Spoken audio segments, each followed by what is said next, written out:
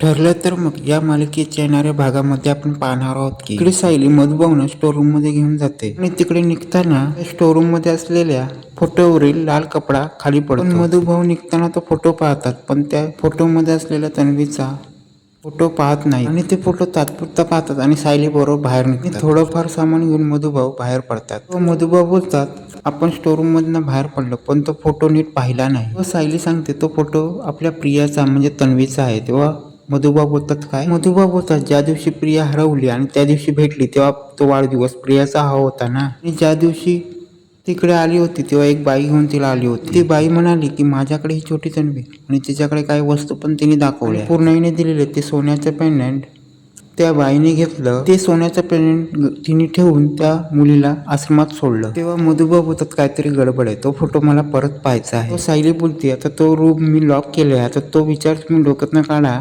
आणि मी तुम्हाला नक्कीच तिकडे नंतर घेऊन जाईन. सायली बोलते, आता तुम्ही निवांत राहा आणि त्रास करून घेऊ नका आणि आपण आश्रमासारखी धमाल करूया. नंतर मधुभाऊ आणि सायली बराच वेळ सापशिडी खेळतात आणि नंतर मधुभाऊंना झोप येते. नंतर मधुभाऊंच्या डोक्यात तो विचार येतच राहतो आणि त्यांना वाटतं की तुम्ही फोटो पाहिला आणि तो फोटो प्रियाचा नव्हता, हे नक्कीच काहीतरी गडबड आहे. उद्या तो फोटो जाऊन मला पाहायला पाहिजे आणि तो फोटो पण काहीतरी विचित्र वाटतं, हे मला नक्कीच वाटते. सायली रूम मध्ये येते तेव्हा अर्जुन सायलीला विचारतो, तुम्ही कुठे होता? तेव्हा सायली अर्जुनला विचारतो, कुठे होता तुम्ही? मी तुम्हाला विचारायला हवं होतं. अर्जुन बोलतो, मी तुमची वाट पाहत त्या गार्डन मध्ये होतो. सायली सांगते की मधुभाऊ जेव्हा मी स्टोर रूम मध्ये गेलो होतो तेव्हा त्यांनी एक फोटो पाहिला. मधुभाऊ बोलले, तो तन्वीचा फोटो नसावा आणि ते उद्या काय ते कन्फर्म करते. मधुभाऊ सांगत होते की तन्वीला कोणतीही बाई घेऊन आले नव्हते. सायली सांगते की प्रियाचं पण आता भरपूर झालंय. मागच्या वेळी तुम्हाला त्यांनी डिवोर्स नोटीस पाठवली, त्यानंतर तुम्हाला त्यांनी फोनवर मेसेज पाठवला आणि हे सगळं अति झाले. आपल्याला आता प्रियाला चांगला धडा शिकवला पाहिजे. इकडे सायली मधुभाऊना त्या स्टोर रूम मध्ये परत घेऊन येते. मधुभाऊ बोलतो, हा फोटो. सायली बोलते, हे अर्जुन सर, ही पूर्णाई आणि ही हे तन्वी. आता मात्र मधुभाऊ हाताळतात आणि बोलते, ही तन्वी ही तर माझी साऊबाळू आहे. सायली बोलते, काय बोलतात मधुभाऊ, ही तर तन्वी आहे. तेव्हा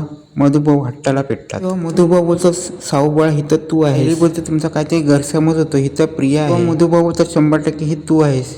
ज्यावेळी अर्जुन सरांचा वाढदिवस होता त्याच दिवशी त्या देवळात तू आली होती. मधुभाऊ बोलतात, पूर्णाईला बोलव, मी पूर्णाईच्या समोर बोलणार आहे. पूर्णाई येते तेव्हा मधुभाऊ त्यांना स्टोर रूम मध्ये घेऊन जातात. फोटो तुम्ही प्रियाचा बोलताय, तो फोटो प्रियाचा नाही. पूर्णाई बोलते, काय सांगता तुम्ही? तेव्हा मधुभाऊ सांगायला लागतात, हा फोटो माझ्या साऊबाळाचा आहे आणि ह्याचा माझ्याकडे पुरावा आहे. कुसुमला मी आश्रमात पाठवले आहे आणि ते पुरावे आणेल आणि तुम्हाला काय ते दाखवेल. कुसुम रजिस्टर घेऊन येते आणि मधुभाऊ सगळं रेकॉर्ड दाखवतात. आणि आता खूप मोठा धक्का पूर्णाईला बसतो आणि सायलीचा जो रेकॉर्ड मध्ये फोटो असतो तो फोटो तिथे असतो. पूर्णाई बोलते, ही तन्वी. पूर्णाई पुराव्यावरून काय विश्वास ठेवणार हे पाहणे आता, आणि प्रियाला काय शिक्षा मिळणार हे पाहणे रंजक ठरणार आहे.